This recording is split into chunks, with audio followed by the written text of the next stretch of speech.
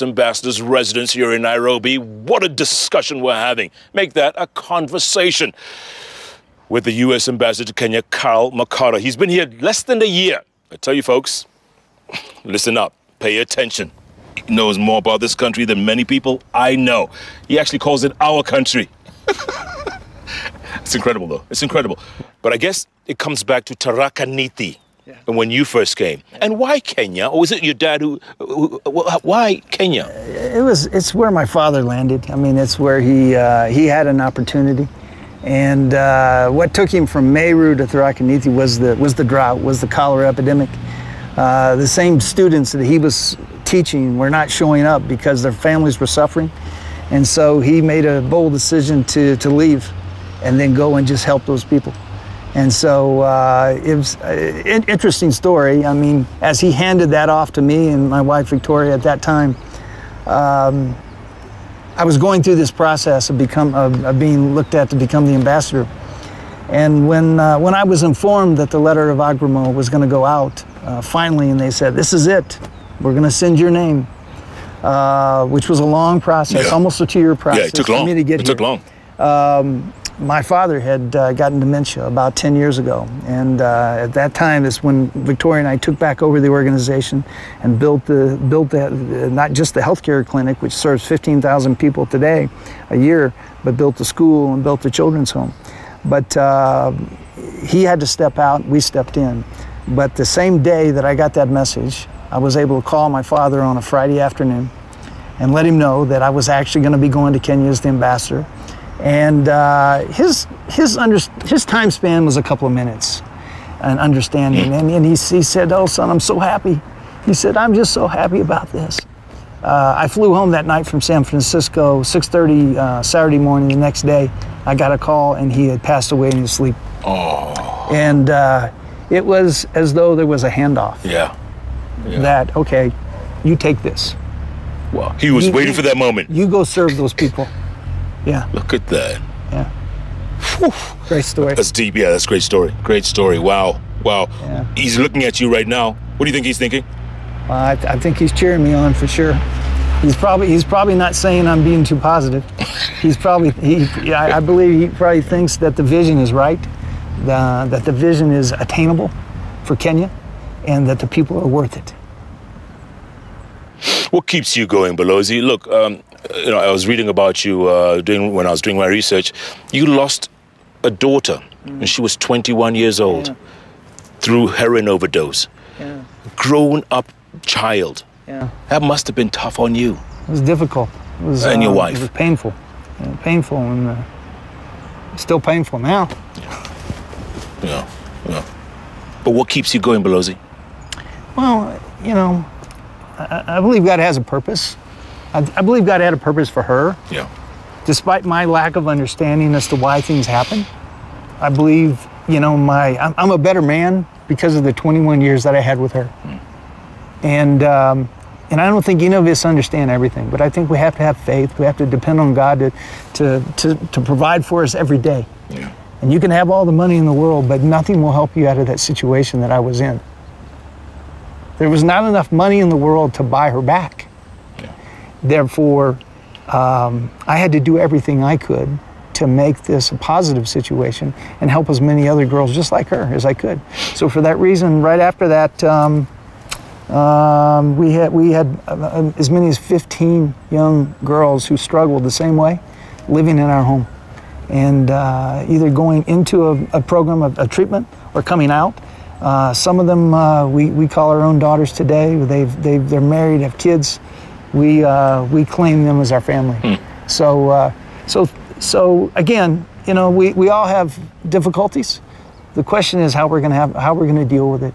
And God's been good to us, to provide for us, and ultimately put us in a position here in this great opportunity as the ambassador from the United States to Kenya, not only as ambassador, but to serve in a country that we love. And this compassion, is it what drives you with this program you have called Each One, Feed One? Because how many kids do you have there right now? Well, there's about 175 sponsored, 225 in the K-8 school. And so there's from infants all the way up to actually, we just had one graduate from college this year, and numerous ones who graduate from college. So, you know, they're growing up, like any family, they're growing up. And yeah, I do go back to those individuals and say, listen, what if times get tough, why should I keep going? It's because of them. Are they going to grow up in a different Kenya than the one we have grown up in? I think most definitely, and I think I think we need to give them something to look forward to. Just like every young person in this country, we owe them the opportunity to show what they can do, to take care of their families, have enough to take care of their families and enough left over to give to other people. Because we are, you know, Kenya is the most generous country in Africa. I mean, that they should be proud of that. And the best thing is if you have prosperity, you can be generous. And so we need to give them that opportunity so they can display the generosity that's in their hearts. By the time you're done with your term, Balozi, you think this place will be different? I sure hope so. I'm going to do everything I can for it to be different. Or try as much as you can. I can. That's all I can do. Huh? Yeah, but I believe it's possible. And you think we're on the right track right now? We have serious challenges in front of us. We can't deny that. We've got a void in leadership with integrity. We have a void in some of the systems of law and order. No one's. I don't deny that. Being positive doesn't mean you just ignore the reality of where you're at. But I believe that those obstacles are overcomable. There's things that we can get past. There's enough people to step up to change the leadership in the system. Everybody claims they want a new system. You can have the best system in the world, but if you haven't got people of integrity running the system, it is irrelevant.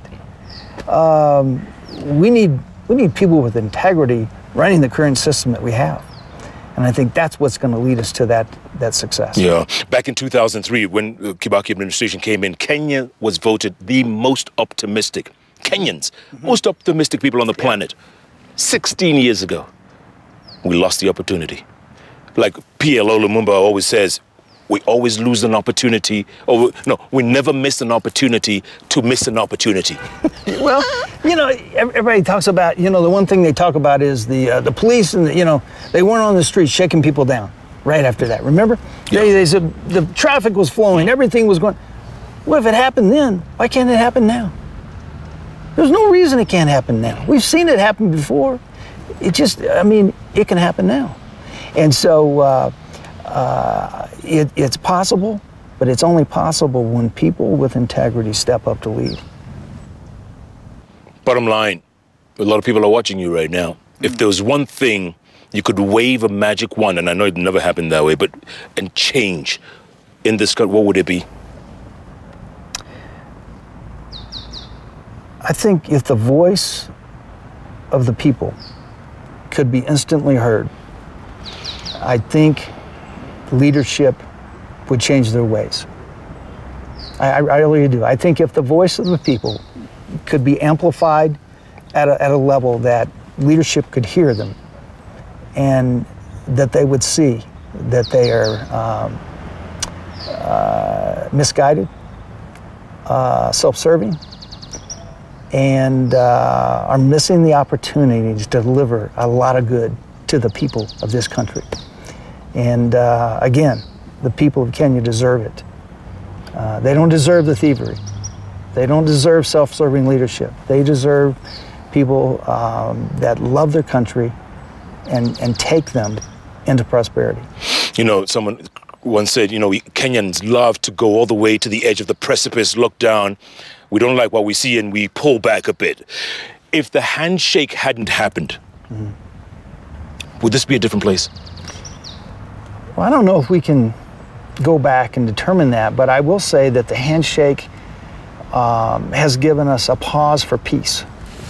Someone may not agree with how that took place, what really took place, but there's been a pause for peace that we can step back and say, no, listen, we're going to commit ourselves to this country and go in the right direction. And again, I think BBI was that. BBI was another pause to say, listen, we're going to do this for our country and not just for ourselves. So you politicians who are stirring it up, you politicians who are dividing it, just take note. We're putting you on notice right now that you're not as important as you think you are. The people are more important, and the good of the people is more important than your career and your whatever you got going to make yourself look big and important. The will of the people has to rule. We the people. Right. Balozi, bottom line, at the end of the day, give us the best case scenario, worst case scenario of Kenya. And since you're an optimistic person, let's begin with the worst case scenario, moving forward. Well, worst case is we continue as we are.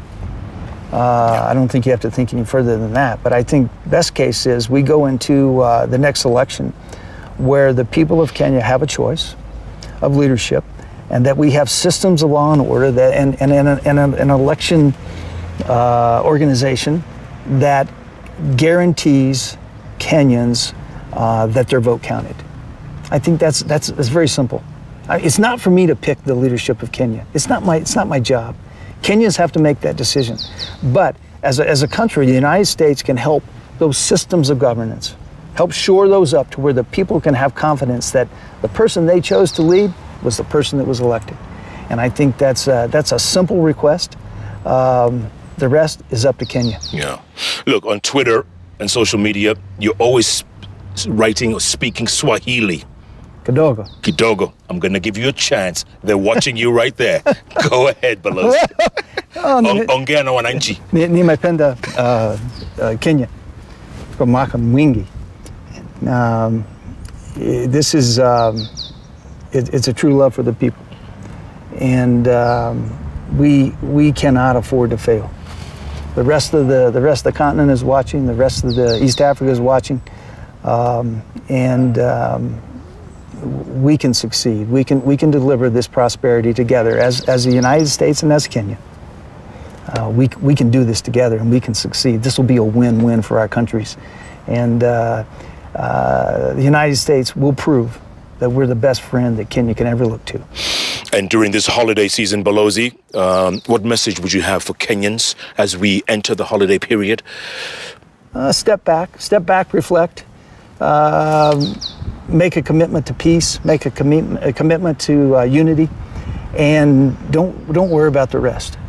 I think if we make a commitment to that, the steps that we take forward will take care of themselves, and will lead us into some real success. Balozi, asante sana. Thank you. Nashukuru sana, and happy holidays to you. To you the and same. your family. Merry Christmas. Merry Christmas, and you. U.S. Ambassador Kyle McCarter, talking from the heart. What a discussion, folks. What a conversation. This is the kind of conversation we need more in this country, especially with the BBI moving forward.